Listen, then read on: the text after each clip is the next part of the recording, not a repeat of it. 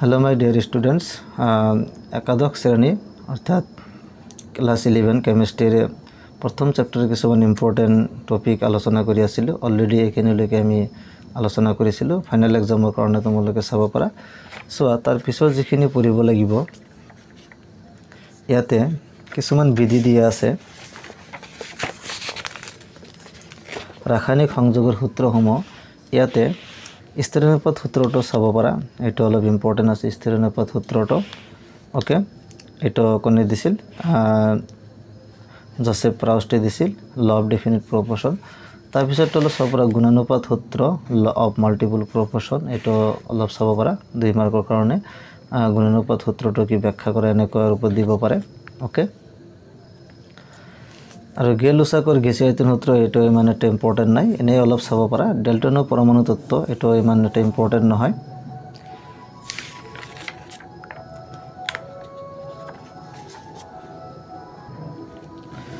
তাৰ পিছত আমি বেছিকৈ ফোকাস কৰিব লাগিব পাৰমাণবিক ভৰ বা আপেক্ষিক পাৰমাণবিক ভৰ বুলি লিখি বুজায় এটো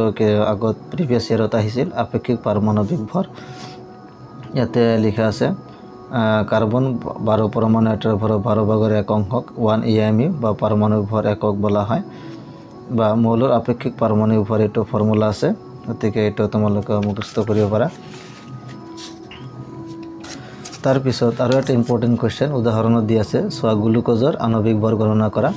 এটো এমসিকিউ দিব পাৰে যে গ্লুকোজৰ আণবিক ভৰ কিমান অপচনত দিয়া থাকিব পাৰে নহলে ডাইৰেক্ট কোৱেশ্চন দিব পাৰে গ্লুকোজৰ আণবিক ভৰ গণনা কৰা তাৰ পিছত যেনেকৈ সোডিয়াম ক্লোৰাইডৰ সংকেত বৰ এটা আণবিক ভৰে বুজাইছে গতিকে এটো তোমালোকে প্ৰেক্টিস কৰিব পাৰা তাৰ পিছত যেটো ইম্পৰ্টেন্ট টপিক মোলৰ ধাৰণা আৰু মোলাৰ ভৰ এটো বহুত ইম্পৰ্টেন্ট হয় ইয়াতে ডেফিনিশন আহিব পাৰে মোল বুলিলে কি বুজা সো ইয়াতে তোমালোকে এইটো ডেফিনিশন মুখস্থ কৰিব পাৰা মোলৰ সংজ্ঞা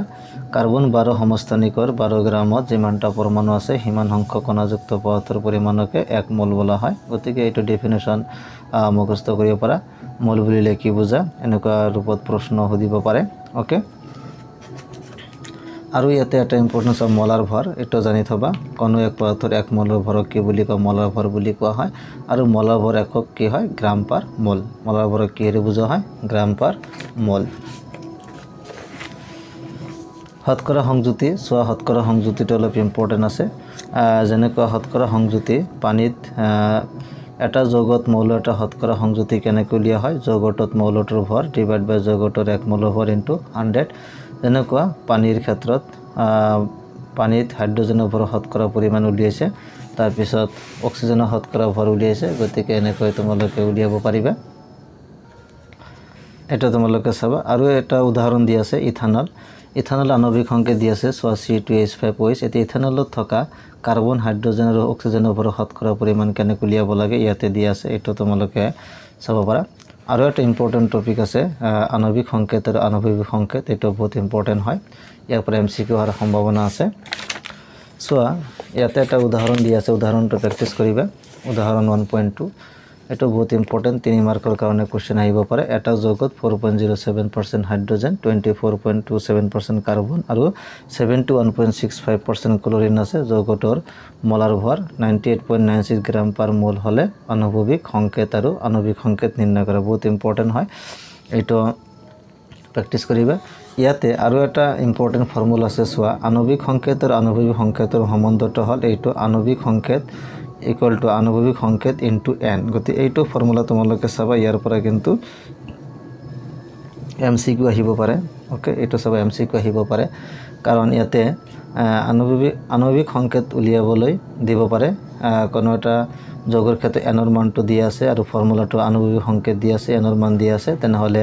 আণবিক সংকেতটো কি হ'ব গতিকে ফৰ্মুলাত বহাই তো n ৰ মান 2 থাকিলে 2 দি পূৰণ কৰি আমি যেটো পাম হেটো হ'ব आंसर আণবিক সংকেত উলিয়াব লাগে ওকে গতিকে এইটো ফৰ্মুলা বহুত ইম্পৰ্টেন্ট হয় কোনো এটা যৌগৰ আণবিক সংকেত দিয়া থাকিলে আৰু n ৰ মান যদি দিয়া থাকে তেনেহলে আণবিক সংকেত এইটো ফৰ্মুলাৰ পৰা উলিয়াব পাৰিবা ওকে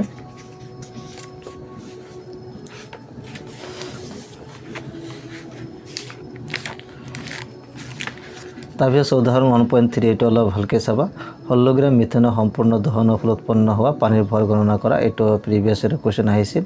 এইটো চাবা আৰু উদাহৰণ 1.4 চাব পাৰা কিমান মোল মিথেনৰ দহন ঘটালে 22 গ্ৰাম কাৰ্বন ডাই অক্সাইড পোৱা যাব গণনা কৰা বহুত ইম্পৰ্টেণ্ট 1.3 আৰু 1.4 এইটো ভালকৈ প্ৰেক্টিছ কৰিবা তাৰপিছত শৰ্ট কোৱেশ্চন এটা আহিব পাৰে হিমিতকাৰী বিকাৰক কি হিমিতকাৰী বিকাৰক এইটো চাব পাৰা ডেফিনেশ্যনটো হিমিতকাৰী বিকাৰক কি উদাহৰণ দিয়কে ইয়াতে ডাইৰেক্ট ডেফিনেশ্যন দিয়া আছে চোৱা তলফালে চাব পাৰা তুলনামূলকভাৱে কমকৈ লোৱা বিক্ৰিয়কটোকে কি বুলি হিমিতকাৰী বিকাৰক বুলি কোৱা হয় okay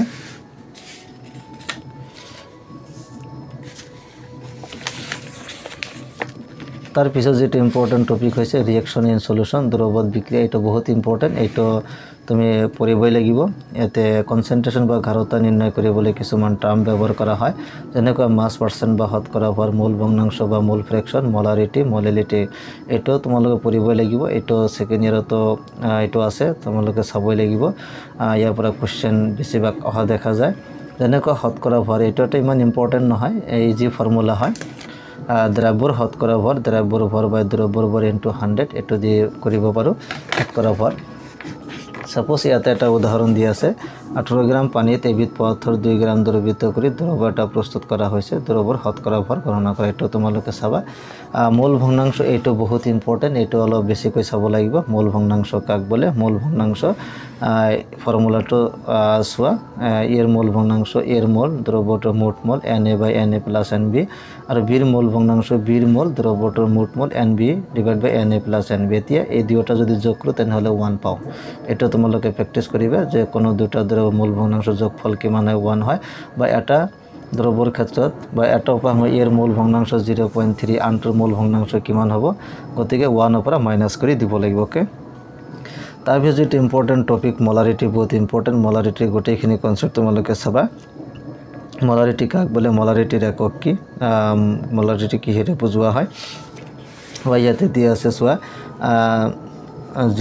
1 mole sodium hydroxide 1 molar capital M হৈছে মোলাৰ 1 মোলাৰ সোডিয়াম হাইড্ৰক্সাইড দ্ৰব্যৰ অৰ্থ কি বা 0.2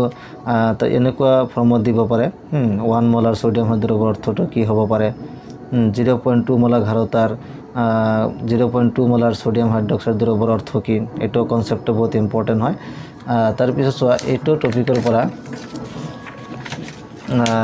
প্ৰবলেমটো চাব লাগিব উদাহৰণ 1.7 সো উদাহৰণ 1.7 ত দিয়া আছে উদাহৰণ 1.7 বহুত ইম্পৰ্টেন্ট এমসিকিউ দিব পাৰে বা ডাইৰেক্ট কোৱেশ্চন দিব পাৰে এটো ভালকৈ চাবা বহুত ইম্পৰ্টেন্ট উদাহৰণ 1.7 তাৰপিছত সব মলেলিটি মলাৰিটি আৰু মলেলিটি দুয়োটা ইম্পৰ্টেন্ট মলেলিটি কাক বলে মলেলিটি ডেফিনিশ্যন এটো চাবা আৰু ফৰ্মুলাটো চাবা উদাহৰণ 1.8 টো চাবা উদাহৰণ 1.9 টো চাবা এইকেইটা বহুত ইম্পৰ্টেন্ট ওকে এইকেইটা চাবই লাগিব ফাইনাল এক্সামৰ কাৰণে তাৰপিছত চোৱা এটো চেপ্টাৰ হেকে হৈ গল এতে এক্সাৰসাইজৰ খিনিৰ পৰা কি কি বেছিকৈ পঢ়িব লাগিব এটো অলপ দেখাই দি আছো জীৱ পৰীক্ষাত হোৱাৰ চান্স আছে আণৱিক ভৰ গণনা কৰা এটো চাবা 1.2 টো চাবা 1.3 টো চাবা 1.4 টো চাবা 1.5 এটো চাবা তাৰ পিছত 1.6 এটো ইম্পৰ্টেন্ট আছে 1.8 এটো ইম্পৰ্টেন্ট 1.7 একেটো ইম্পৰ্টেন্ট 1.9 নালাগে 1.10 টো চাব পাৰা 1.11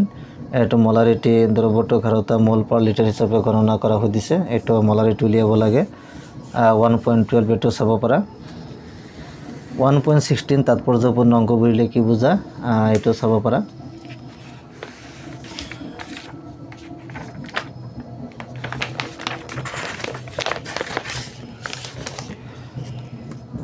1.17 এটো চাব পাৰা ইম্পৰ্টেন্ট 1.18 তলত দিয়াবৰ বিজ্ঞানসন্মত লিপিত লিখা এটো চাবা 1.19 নিম্নোক্ত প্ৰতিটোতে তাৎপৰ্যপূৰ্ণ অংক কিমান আছে এটো অলপ ইয়াৰ আগৰ ভিডিঅত বুজাই দিছো তাৰ পৰা তোমালোকে চাই এটো প্ৰ্যাকটিছ কৰিব পাৰা তাৰ পিছত খালি ঠাইখিনি চাব পাৰা তলৰ পৰিৱৰ্তে খালি ঠাই প্ৰকাৰ এটো চাব পাৰা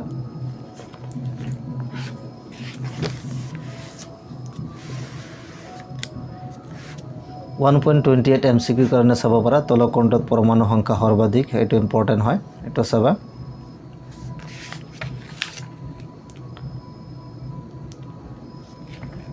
ওকে এখানে চালে হ'ব অতিকে যিখিনি আলোচনা কৰা হল ইম্পৰ্টেন্ট টপিকখিনিকে তোমালোকে চাবা ইয়াৰ পৰৱৰ্তী যেটো টপিক আছে পৰৱৰ্তী যেটো চেপ্টাৰ আছে অধ্যায় আছে পৰমাণু গঠন তো পৰমাণু গঠনৰ কোনখিনি পঢ়িব লাগিব ইম্পৰ্টেন্ট টপিকখিনি কেনেকুৱা টাইপৰ কোৱেশ্চন চান্স আছে সেই সম্পৰ্কে আলোচনা কৰিম